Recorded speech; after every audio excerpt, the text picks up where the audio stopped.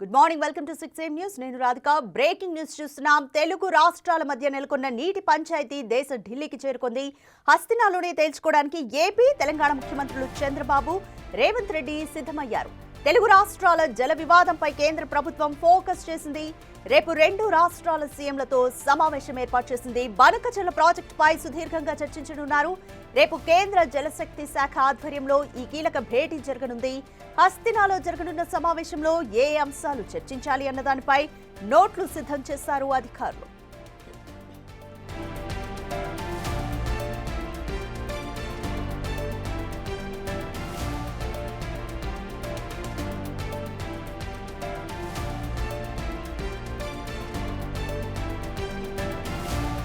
కేంద్ర జలశక్తి మంత్రి సిఆర్ పాటిల్ నేతృత్వంలో రేపు మధ్యాహ్నం 2:30 రేవంత్, చంద్రబాబు సమావేశం మొదలు కానుంది. గత పర్యటనలో కేంద్ర జలశక్తి మంత్రిని కలిసిన సీఎం రేవంత్, మంత్రి ఉత్తమ్ కుమార్ రెడ్డి అభ్యంతరాలను క్లియర్ కట్ గా వివరించారు.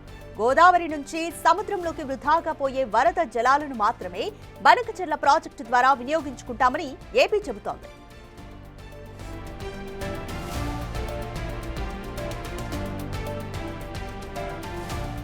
గోదావరిలో ఏటా సుమారు 2000 టీఎంసీల నీరు సముద్రంలోకి వెళ్తుందని, బనకచెర్ల ద్వారా కేవలం 200 టీఎంసీల నీటిని మాత్రమే, అది కూడా కరువు ప్రాంతమైన రాయలసీమకు మళ్లిస్తామని అంటోంది.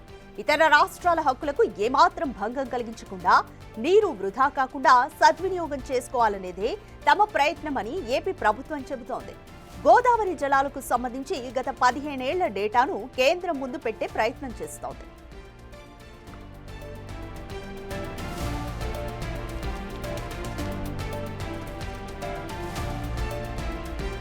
కృష్ణా, గోదావరి వాటాల సాధనకు కేంద్రంపై ఒత్తిడి తేవాలని తెలంగాణ సీఎం రేవంత్ రెడ్డి నిర్ణయించారు. కృష్ణాపై రాష్ట్రంలోని ప్రాజెక్టులకు క్లియరెన్స్ ఇవ్వాలని, నీటి కేటాయింపులు, ప్రాజెక్టులకు ఆర్థిక సాయం చేయాలని కేంద్రాన్ని సీఎం కోరనున్నారు. కృష్ణాతో పాటు గోదావరి జలాల విషయంలో తెలంగాణ ప్రయోజనాలను పరిరక్షించుకోవడంతో పాటు ఇంతకాలం జరిగిన అన్యాయానికి శాశ్వతమైన పరిష్కారాలను సాధించాలని ముఖ్యమంత్రి ఆదేశాలతో మంత్రి ఉత్తమ్ కుమార్ రెడ్డి కేంద్ర జలవనరుల శాఖ మంత్రి సిఆర్ పాటిల్ కు లేఖ రాశారు. ఈ నేపథ్యంలో రెండు రాష్ట్రాల ముఖ్యమంత్రులతో కేంద్రం చర్చలు జరపబోతుండడం రెండు రాష్ట్రాల్లో కూడా ఆసక్తికరంగా మారింది.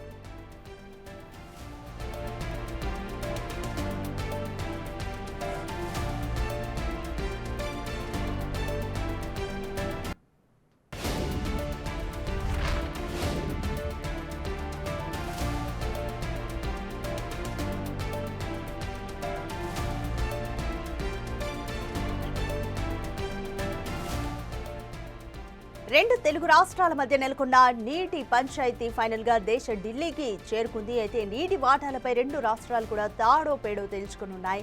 హస్తినాలోనే తేల్చుకోవడానికి ఏపీ, తెలంగాణ ముఖ్యమంత్రులు చంద్రబాబు, ఇటువైపు రేవంత్ రెడ్డి ఇద్దరూ సిద్ధమయ్యారు. జల వివాదంపై కేంద్ర ప్రభుత్వం కూడా ఫోకస్ పెట్టిందని చెప్పాలి. రేపు రెండు రాష్ట్రాల సీఎంలతో సమావేశాన్ని ఏర్పాటు చేసింది. బనకచెర్ల ప్రాజెక్టుపై సుదీర్ఘంగా చర్చించి ఒక నిర్ణయానికి రానున్నారు. అయితే హస్తినాలో జరగనున్న సమావేశంలో ఏ అంశాలు చర్చించాలి అన్న దానిపైన రెండు తెలుగు రాష్ట్రాల సీఎంలు నోట్లను సిద్ధం చేశారు.